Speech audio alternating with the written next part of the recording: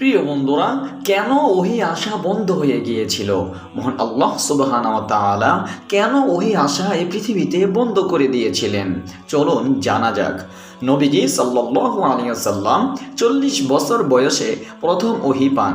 তিনি মানব জাতির কাছে আল্লাহর বাণী প্রচার ও শিক্ষা দেওয়ার দায়িত্ব পান এবং এই দায়িত্ব পালনে তিনি নিজের সর্বোচ্চ শক্তি প্রয়োগ করেন।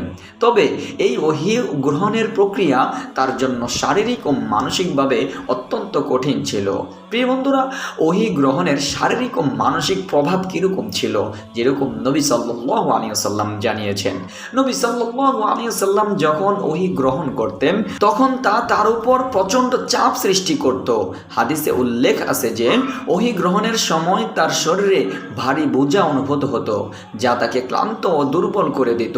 সহিহ বুখারী হাদিসটি 2 নম্বর। এ প্রক্রিয়ায় শুধু শারীরিক নয়, মানসিকভাবেও ছিল কঠিন। একই সঙ্গে তিনি মক্কার বিরোধীদের থেকে প্রবল প্রত্যাখ্যান ও বিরোধিতার সম্মুখীন হচ্ছিলেন। এই চাপের কারণে তিনি কয়েকদিন অসুস্থ হয়ে পড়েন এবং এমনকি রাতের তাহাজ্জুদ নামাজের জন্যও তিনি উঠতে পারেননি বলে জানা গিয়েছে। ওহির সাময়িক বিরতি কেন হয়েছিল? নবীজি সাল্লাল্লাহু আলাইহি ওয়াসাল্লামের অসুস্থতার সময় মহান আল্লাহ সুবহানাহু ওয়া তাআলা কয়েকদিনের জন্য ওহি প্রেরণ বন্ধ রাখেন, যাতে তিনি স্বাস্থ্য পুনরুদ্ধার করতে পারেন। এই সময়ে মক্কার একজন নারী, আবুল হাবের স্ত্রী, তাকে উপহাস করে বলেন, দেখেছ, তোমার শয়তান তোমাকে ছেড়ে চলে গিয়েছে। নাউযু বিল্লাহি মিন যালিক।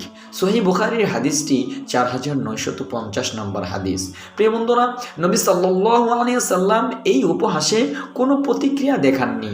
তবে ওহি না আসার কারণে তিনি গভীরভাবে উদ্বিগ্ন হয়ে পড়েন। তার হৃদয়ে ওহি গ্রহণের জন্য তীব্র আকাঙ্ক্ষা জন্মেছিল। প্রিয় বন্ধুরা, সূরাতুদ দুহায় নবীজি সাল্লাল্লাহু আলাইহি ওয়াসাল্লামকে মহান আল্লাহ রাব্বুল আলামিন সান্ত্বনা দিয়ে লাস্ট এই ওহিটি নাযিল করেছেন। এই সময় আল্লাহ সুবহানাহু ওয়া তাআলা সূরাতুদ দুহা নাযিল করেন, যা নবীজি সাল্লাল্লাহু আলাইহি ওয়াসাল্লামের উদ্বেগ দূর করে এবং তাকে সান্ত্বনার কারণ হয়। সূরার শুরুতেই আল্লাহ বলেন, শপথ সকালের আলোর এবং শপথ রাতের যখন তা নিস্তব্ধ হয়। তোমার প্রভু তোমাকে পরিত্যাগ করেননি এবং তিনি তোমার প্রতি বিরূপও হননি। আয়াত নাম্বার 1 থেকে 3 সূরাতুদ দুহা।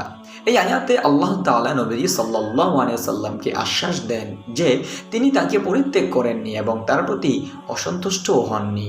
এই সান্ত্বনামূলক বাণী নবীজির মানসিক চাপ কমায় এবং তাকে তার বিরোধিতার কথা অপেক্ষা করতে উৎসাহিত করে। আখিরাতের শ্রেষ্ঠত্ব ও আল্লাহর প্রতিশ্রুতি হিসাবে কি হয়েছিল? মহান আল্লাহ সুবহানাহু ওয়া তাআলা সূরাতুদ দুহায় আরও বলেন, এবং অবশ্যই তোমার জন্য আখিরাত এই দুনিয়ার চেয়ে অনেক উত্তম এবং শীঘ্রই তোমার প্রভু তোমাকে এত বেশি দিবেন যে তুমি সন্তুষ্ট হয়ে যাবে। আয়াত 4 থেকে 5 নম্বর এবং সূরাতুদ দুহার। এই আয়াতে আল্লাহ নবীজিকে আশ্বাস দেন যে আখিরাত তার জন্য এই পৃথিবীর জীবনের চেয়ে অনেক উত্তম হবে।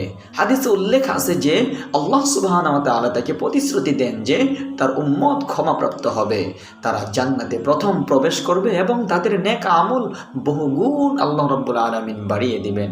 সহিহ মুসলিম শরীফের এই হাদিসটি